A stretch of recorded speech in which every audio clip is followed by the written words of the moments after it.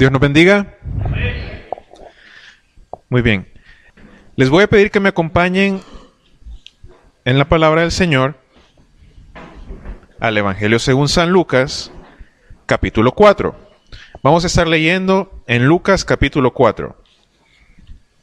Lucas capítulo 4, vamos a leer los versículos del 16 al 30. Cuando lo encuentren pueden ponerse de pie, por favor. Si no tiene una Biblia a la mano, de igual modo nos ponemos de pie en señal de respeto a la palabra de Dios. Lucas 4, del 16 al 30. Dice así la palabra del Señor. Vino a Nazaret, donde se había criado, y en el día de reposo entró en la sinagoga, conforme a su costumbre, y se levantó a leer. Y se le dio el libro del profeta Isaías, y habiendo abierto el libro, halló el lugar donde estaba escrito: El Espíritu del Señor está sobre mí, por cuanto me ha ungido para dar buenas nuevas a los pobres, y me ha enviado a sanar a los quebrantados de corazón, a pregonar libertad a los cautivos y vista a los ciegos, a poner en libertad a los oprimidos, a predicar el año agradable del Señor. Y enrollando el libro, lo dio al ministro, y se sentó. Y los ojos de todos en la sinagoga estaban fijos en él. Y comenzó a decirles: Hoy se ha cumplido esta escritura delante de vosotros. Y todos daban buen testimonio de él, y estaban maravillados de las palabras de gracia que salían de su boca. Y decían: ¿No es este el hijo de José? Él les dijo: Sin duda me diréis este refrán: Médico, cúrate a ti mismo.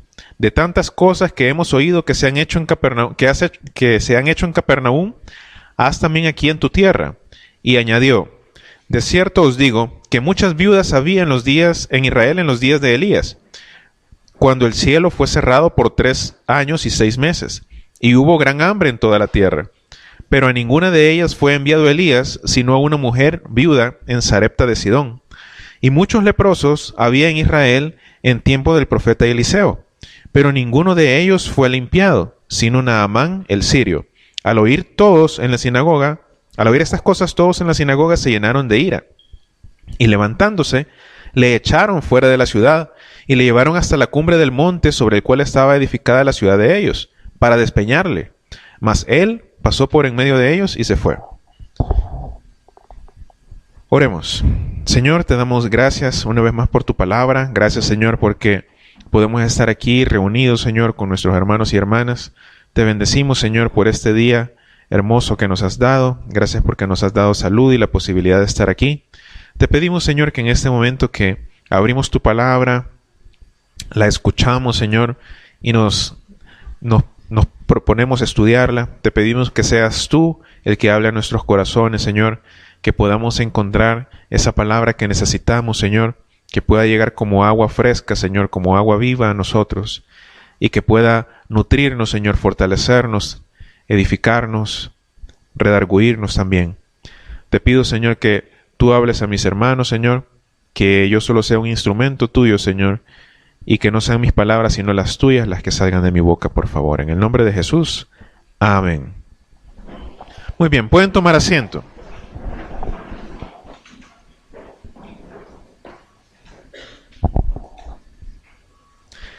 Hemos estado estudiando cómo tomaba las decisiones Jesús. Comenzamos hablando de cuando Jesús eligió a sus discípulos. Y recuerden que decíamos que es muy importante elegir bien a las personas que están cerca de nosotros, porque tienen una gran influencia. Entonces debemos de buscar personas que nos van a ayudar a estar cerca de Dios y a vivir una vida como Dios lo desea. De esa manera podemos tener una vida exitosa. La semana pasada hablábamos de cómo Jesús se enfrentó a un momento en que tuvo que tomar la decisión más difícil, cuando Él iba a entregar su vida. Y decíamos que Jesús no entregó su vida en la cruz. Jesús entregó su vida en el Getsemaní, porque desde ese momento que lo arrestaron, Él ya no tenía marcha atrás. El momento en que Él tomó la decisión y dijo: está bien, que se haga tu voluntad, fue cuando Él estaba en el Getsemaní. Y aprendíamos de Jesús cómo tomar decisiones difíciles. Y decíamos que es importante que aún en esos momentos de decisiones difíciles, nosotros nos rindamos a la voluntad de Dios, que le pongamos nuestra vida en sus manos, porque Él no nos va a desamparar. Y él tenía un final glorioso para nuestro Señor, el cual se cumplió. Ahora vamos a ver un poco conectado con algo que anunciaba el pastor Davis. La iglesia está tratando de impulsar un poco más lo que es la planificación y el que las personas se puedan involucrar y que podamos pensar más a largo plazo. Entonces, que podamos ir todos trabajando juntos, bien orientados. Entonces vamos a estudiar ahora cómo tomaba Jesús las decisiones a largo plazo. Cómo tomaba Jesús las decisiones a futuro. Y bien, en este momento encontramos a Jesús una vez más al inicio de su ministerio. En el Evangelio según San Lucas nos narra cómo Jesús tenía poco tiempo de haber sido tentado por el diablo en el desierto después de haber sido bautizado, y él comenzó su ministerio. Él comenzó su ministerio en una ciudad que se llamaba Capernaum o Cafarnaum. Esta ciudad estaba a la par de un gran lago, digamos como el lago de Ilopango. Era un lago grande, entonces el pueblito este de Capernaum había mucha gente que era pescador. ¿Recuerdan algunos de los discípulos de Jesús que eran de Capernaum? Estaban, por ejemplo, Pedro, Juan, Andrés, Jacobo, que eran pescadores. Ellos eran de esa zona. Ahí fue que conocieron a Jesús cuando Jesús comenzó su ministerio. Pero luego de un tiempo de estar ahí, Jesús fue al pueblo donde él se había criado. Jesús nació en Belén, sí, pero tuvo que ir a Belén por cuestiones de que estaban en la época del censo. ¿Se acuerdan que María iba en el burrito o en el caballo, en la cabalgadura? Iba montada y José iba con él y anduvieron buscando casa, porque anduvieron buscando dónde quedarse, porque no era el pueblo de ellos cuando fueron a Belén, cuando nació Jesús. Ya después ellos regresaron a Nazaret, que ahí sí era el lugar donde ellos vivían y ahí fue donde se crió Jesús. Entonces veamos, dice el versículo 16, vino a Nazaret donde se había criado y en el día de reposo entró a la sinagoga conforme a su costumbre y se levantó a leer. Se le dio el libro del profeta Isaías, y habiendo abierto el libro, halló el lugar donde estaba escrito: el Espíritu del Señor está sobre mí, por cuanto me ha ungido para dar buenas nuevas a los pobres, me ha enviado a sanar a los quebrantados de corazón, a pregonar libertad a los cautivos y vista a los ciegos, a poner en libertad a los oprimidos, a predicar el año agradable del Señor. Y enrollando el libro, lo dio al ministro y se sentó. Y los ojos de todos en la sinagoga estaban fijos en él. Bueno, primero, si recuerdan, la sinagoga era como la iglesia para ellos, ¿verdad? Era donde ellos se reunían. Decíamos hace un tiempo que ahí también ellos tenían como sus reuniones sociales, sus reuniones comunitarias, las hacían en la sinagoga. La sinagoga era el centro de la comunidad para ellos. Los días de reposo, que en este caso son los sábados, para nosotros el domingo, el día que dedicamos al Señor, ellos se reunían y una persona pasaba.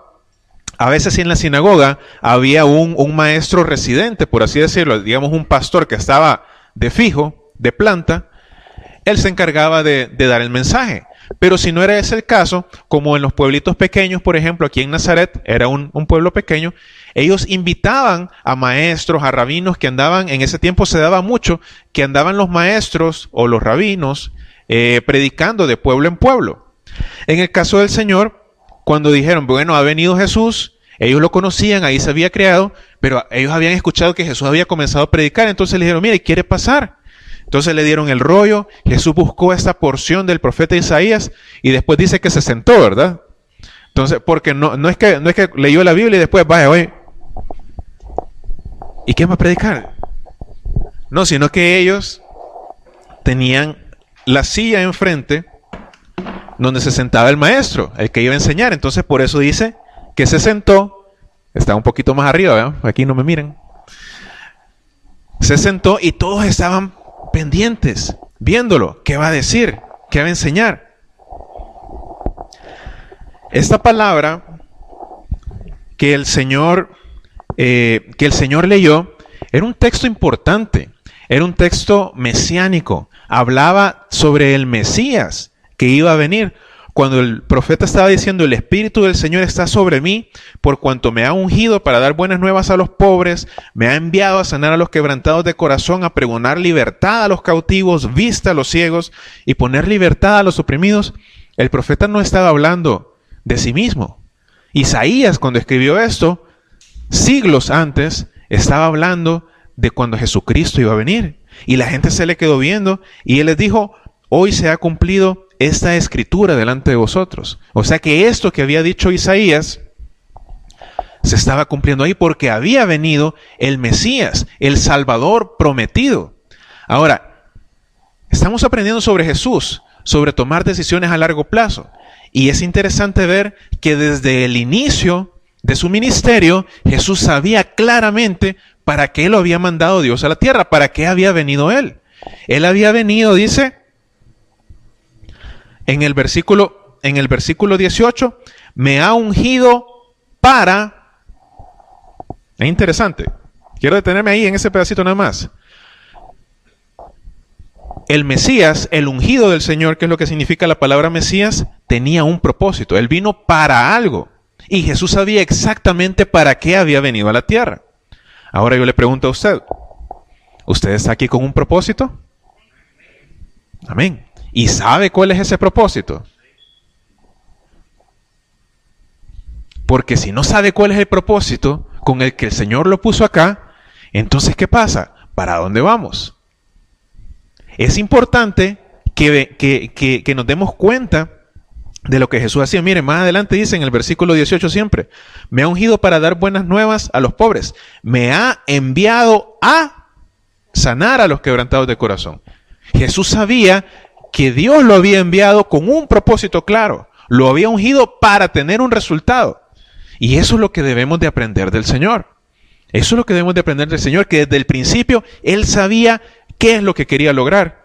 Dice un autor, se llama Stephen Covey, él escribió Los 7 hábitos de la gente altamente efectiva. Dice, la gente altamente efectiva comienza con un propósito en mente, comienza con un fin en mente. Las actividades que usted emprende, ¿a qué le dedica tiempo usted en la semana? ¿A qué le dedica su esfuerzo? O este año que usted se ha estado esforzando, ¿cuál es el propósito que usted tiene? ¿Pasar de grado? Sí, está bien, es un buen propósito. Pero ¿cuál es el propósito más allá? ¿Solo pasar de grado? Y si se le acaban los grados, termina el bachillerato, se le acabaron los grados, ¿y hoy cuál es el propósito del otro año? Ya no puede ser pasar de grado. ¿Cuál va a ser su propósito? ¿Está aquí en la iglesia? Amén, está bien. ¿Cuál es su propósito? ¿Poder ir a jugar? Va, está bueno, es divertido, la pasa bien. Pero ¿será que hay algo más productivo, algo más rico, algo mejor que usted pueda sacar de esto? ¿Un mejor propósito que usted pueda alcanzar? Vamos a hacer algo. Vamos a hacer un pequeño concurso. Hermano Carlos Ernesto, me ayuda por favor.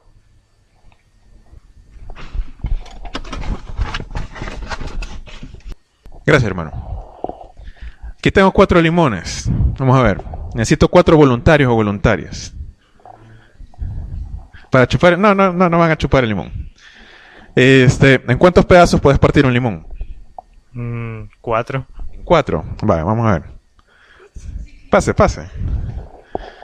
¿Hay alguien que cree que puede partir un limón en más pedazos? ¿No? Vale.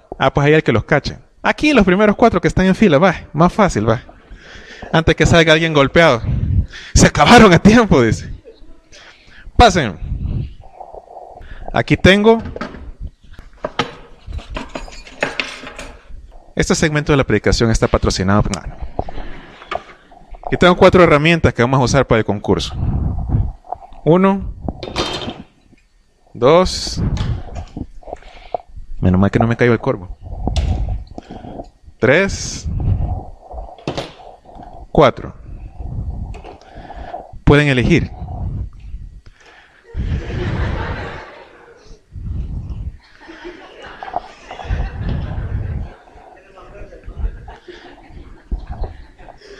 El hermano fue el más amable, espero que todos los demás eligieran. Hermano Cristian. Ya va a venir Cristian. Yo no les he dicho de qué es el concurso. No, ahí en la rampita. No, pues no eran esas. Unas grandes. Rapidito, porfa. Del lado del parqueadero, ¿para qué lado se fue? No, Cristian, en la rampita que baja al parqueadero.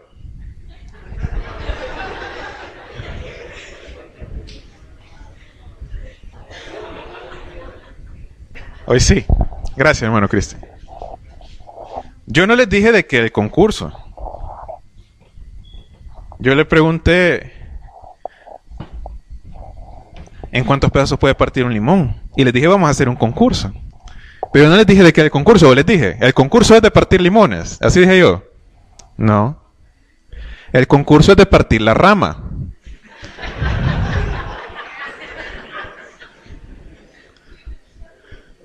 ¿Quién creen que va a ganar?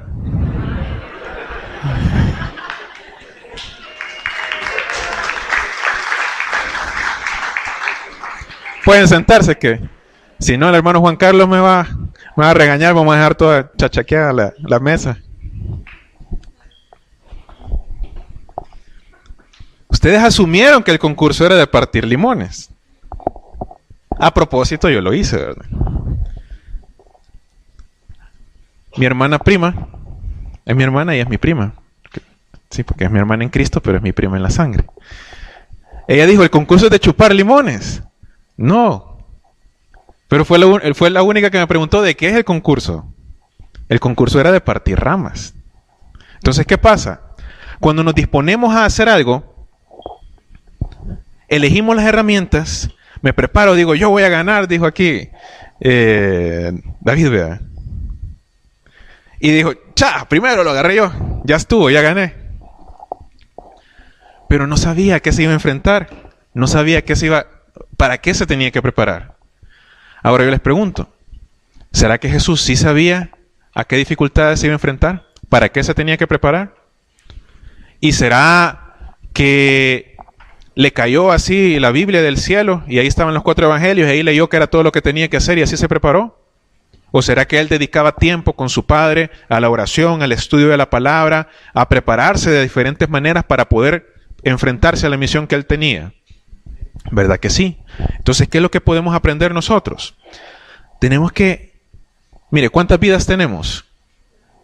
No hay ningún gato que haya venido al culto. A veces viene uno. Tenemos una vida. Entonces nos tenemos que preparar bien porque vamos a tener una oportunidad.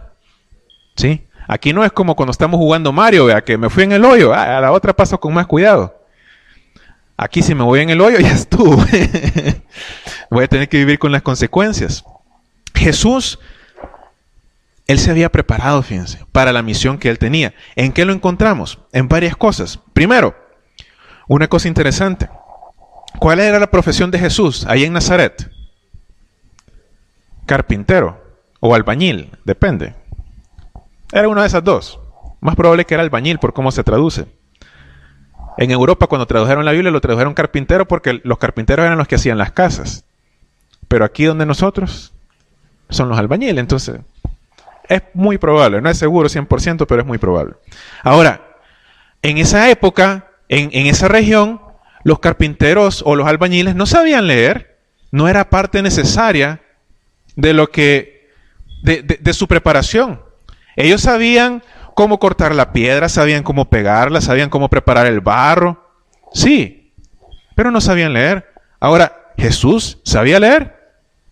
Él había tenido una preparación especial. ¿O usted cree que Jesús dijo, como yo soy Dios, ya sé leer?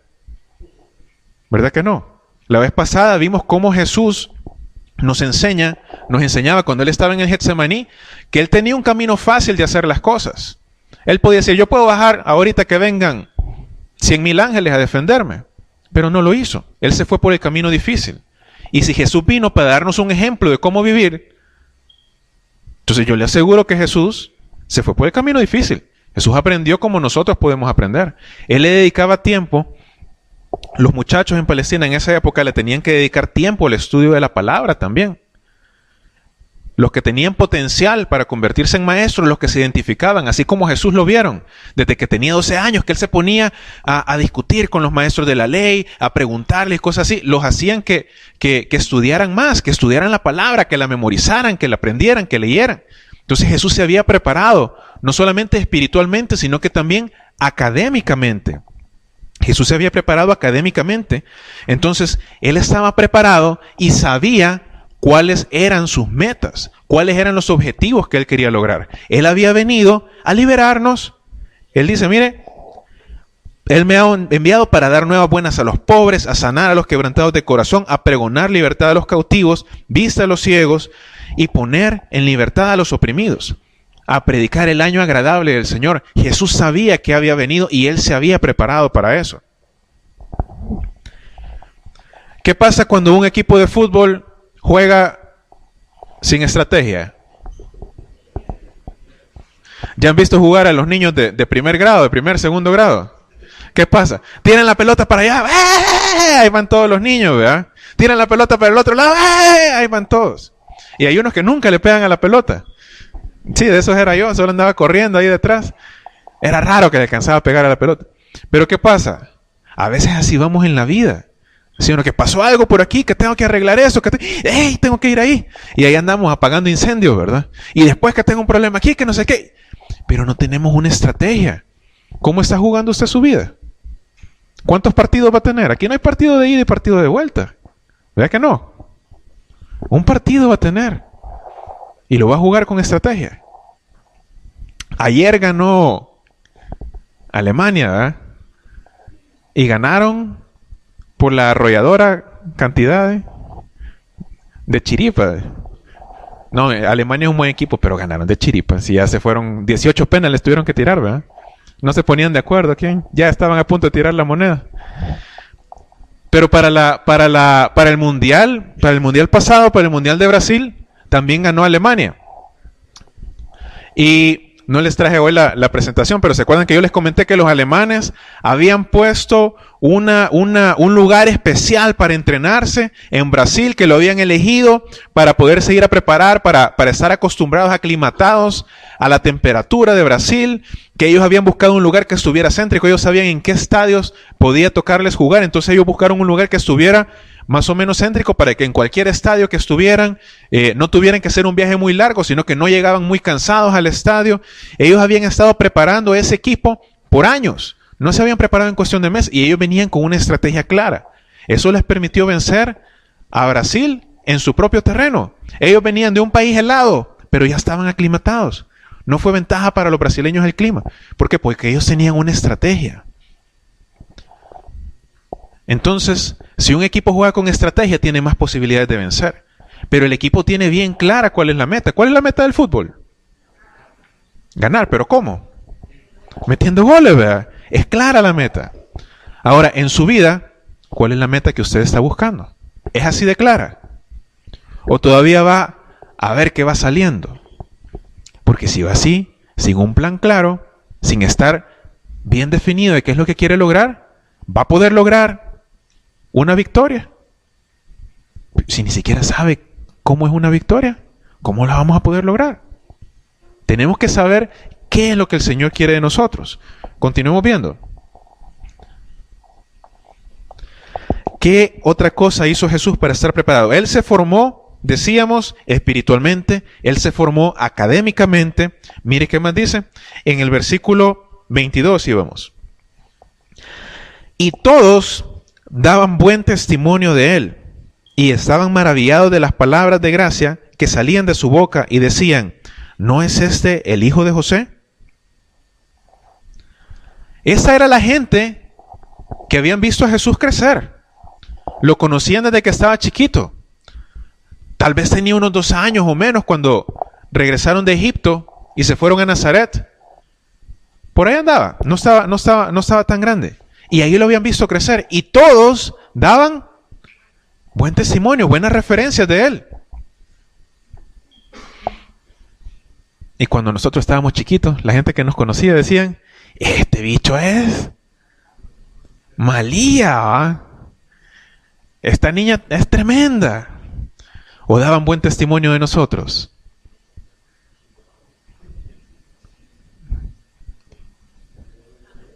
Ya después vamos a dar los testimonios hoy. Ya le vamos a preguntar a sus papás. De Jesús daban buen testimonio. ¿Y sabe por qué eso es importante? Porque eso le permitía tener buenas relaciones con los demás. Y si hasta este momento usted no ha tenido buen testimonio, no se preocupe, que siempre lo puede arreglar. Siempre puede comenzar a cambiar. Claro, es más difícil dejar de ir en una dirección, cambiar y comenzar a caminar en la dirección correcta. que irse para ese lado de un solo. Pero se puede hacer y vale la pena. ¿Saben qué otra cosa vemos? Que Jesús tenía buen testimonio ahí. Desde el hecho que a él le dieron la oportunidad de predicar. ¿Ustedes creen que si a mí me vieran que yo ando de arriba para abajo con una mujer, con otra, que yo le grito a las personas, que maltrato a los muchachos cuando vengo aquí al colegio, que vengo bolo un día, me van a dar la oportunidad de predicar? No, ¿verdad que no? Ahora, la vida de Jesús, estoy seguro que era 1000 veces mejor que la mía. Todos daban buen testimonio de él. Y le dieron la oportunidad de predicar. Las mismas personas que lo habían visto crecer.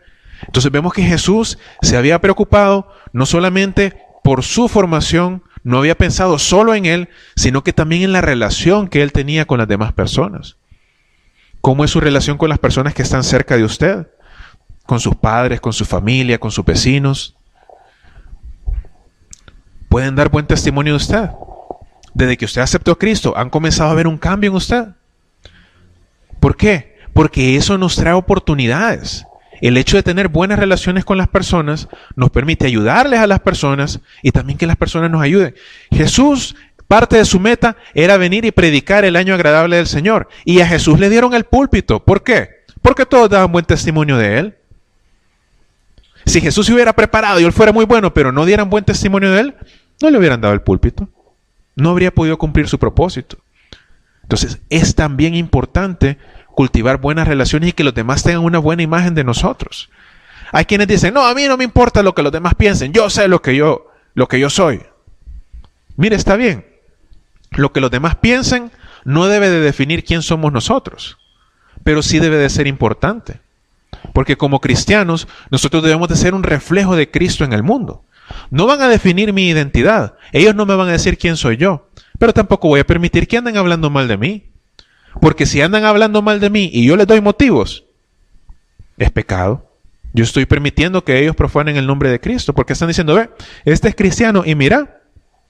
Ahora, si hablan mal de mí, mintiendo, es bendición para mí. Pero es importante que demos un buen testimonio.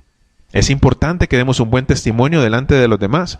Que las demás personas puedan decir, él es una persona que se mantiene íntegra, ella es una persona que no anda en chambres, esta es una persona, este es un muchacho, una muchacha que se dedica, se esfuerza en sus estudios. Y es importante saber qué es lo que queremos. Jesús sabía qué era lo que quería, por eso es que lo hacía. Continuando, dice en el versículo 23, él les dijo, sin duda me diréis este refrán, médico, cúrate a ti mismo. De tantas cosas que hemos oído que se han hecho en Capernaum, haz también aquí en tu tierra. Y añadió, de cierto os digo que ningún profeta es acepto en su propia tierra. Jesús sabía lo que venía, se había preparado, los demás tenían buenas referencias de él. Ahora, no por eso todo le iba a salir fácil. No por eso todo le iba a salir a pedir de boca. Se encontró con dificultades. Vinieron estos y le dijeron, ajá, a ver, pero entonces si es cierto que vos sos este que ha venido a cumplir esta palabra que dejó el profeta hace cientos de años. Entonces queremos ver, pues, queremos ver. Y dice la Biblia, aunque no está en esta porción, pero está en la... Bueno, si quieren acompáñenme, Marcos capítulo 6.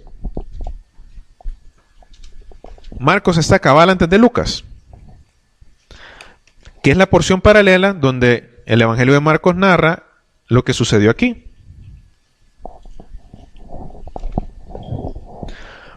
Marcos capítulo 6, ¿qué sucedió?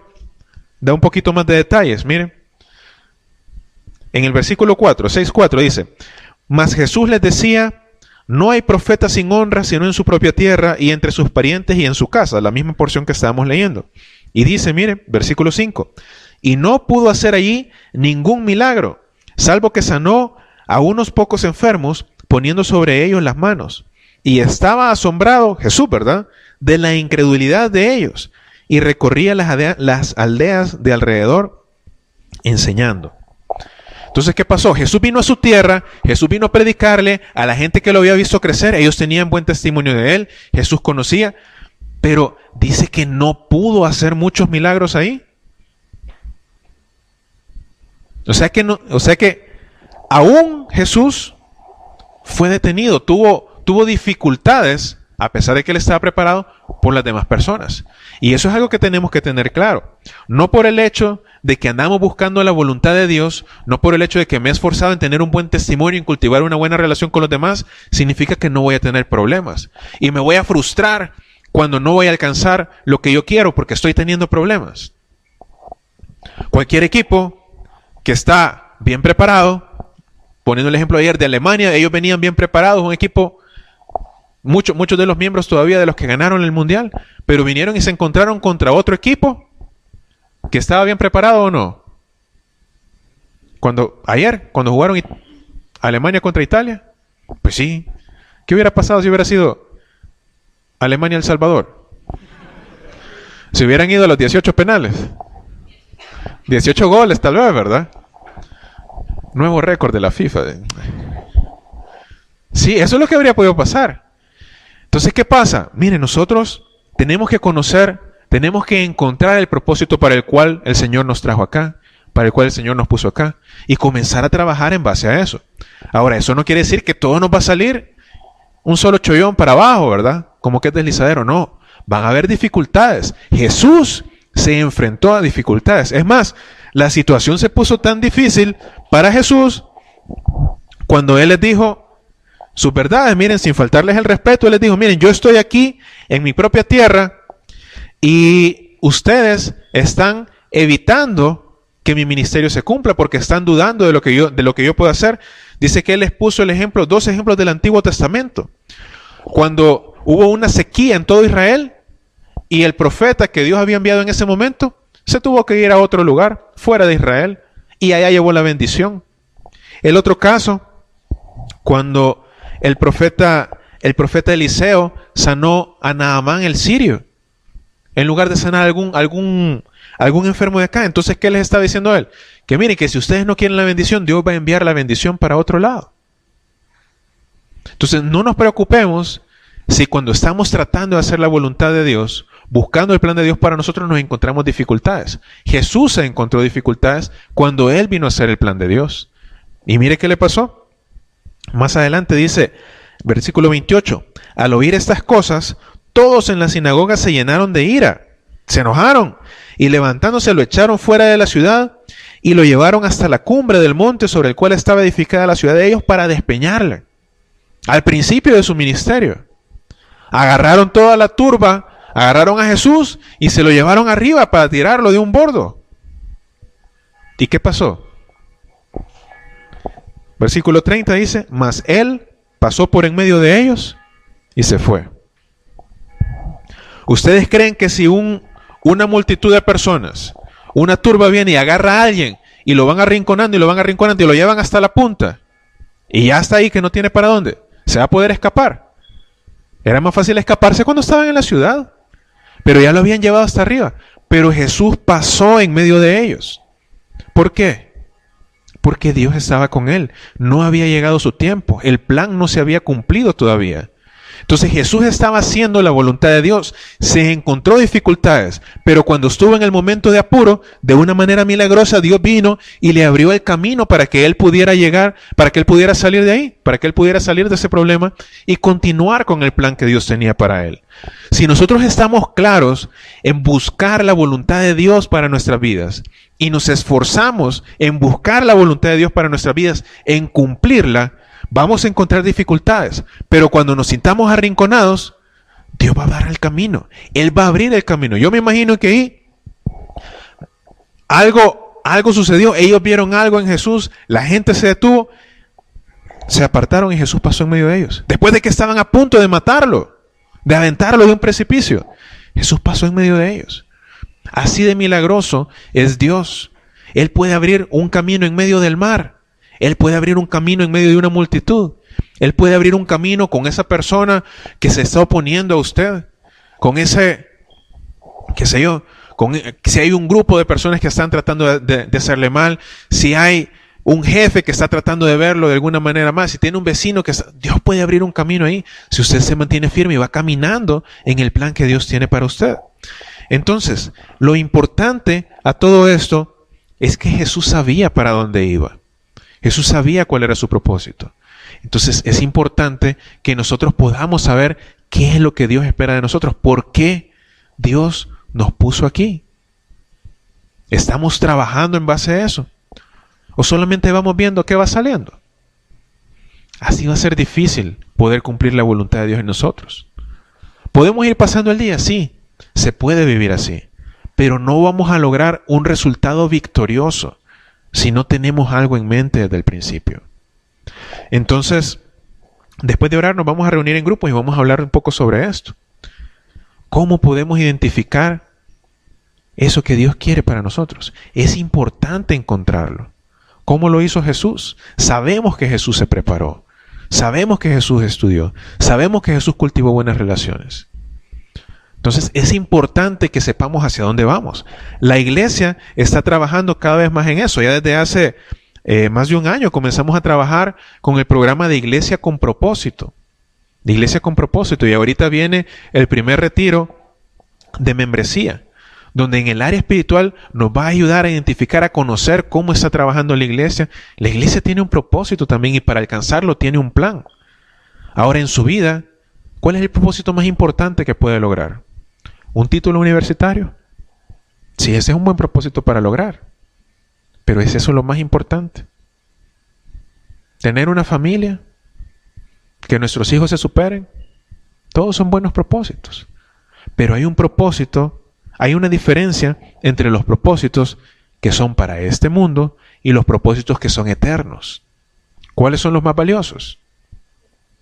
Los eternos. Hay cosas que son provechosas solo mientras estamos acá, pero hay otras cosas que son provechosas por toda la eternidad. Entonces, ¿a qué debemos de darle más peso en nuestras vidas? A las cosas eternas. Muchas veces, las cosas que hacemos que son provechosas para este mundo, también nos pueden servir para la eternidad. ¿Por qué? Porque si yo pongo mi carrera al servicio del Señor, si yo pongo mis estudios al servicio del Señor, si yo en mi familia ocupo para que mi familia sea un vehículo o una luz para las personas que están alrededor y mi familia puede ser de bendición para los demás, yo estoy usando todas esas cosas que Dios me ha dado en este mundo para el servicio del Señor. Entonces, eso es lo que tenemos que buscar y encontrar cuál es la meta que el Señor tiene para nosotros y cumplirla. Amén. Oremos. Señor, te damos gracias por tu palabra. Gracias, Señor, porque tú eres bueno con nosotros y siempre podemos encontrar en ti la enseñanza que nosotros necesitamos. Gracias porque en la vida de tu Hijo Jesucristo encontramos, Señor, que aunque hayan dificultades, tú siempre tienes un plan para nosotros, Señor, y nos vas a ayudar en el momento en que te necesitemos. Cuando ya nos sintamos rodeados, amenazados por el enemigo y que no sabemos a dónde ir, tú siempre vas a estar con nosotros y caminamos de acuerdo a tu voluntad. Ayúdanos, por favor, Señor, a encontrar tu voluntad como personas, como familias, como iglesia, Señor, que podamos encontrar tu voluntad, Señor, para nosotros, que podamos trabajar en base a un propósito. Te pedimos, Señor, que estés con nosotros siempre, iluminándonos y guiándonos. Y si hay alguien que en este momento quiere comenzar su caminar con el Señor, aceptando a Jesús en su corazón, levante su mano para que podamos orar con usted. ¿Hay alguien que quiere recibir al Señor en este momento? Muy bien. Entonces, Señor, te pedimos que esta palabra llegue a nuestros corazones y que tú nos permitas caminar firmemente hacia lo que tú quieres de nosotros. En el nombre de Jesús. Amén.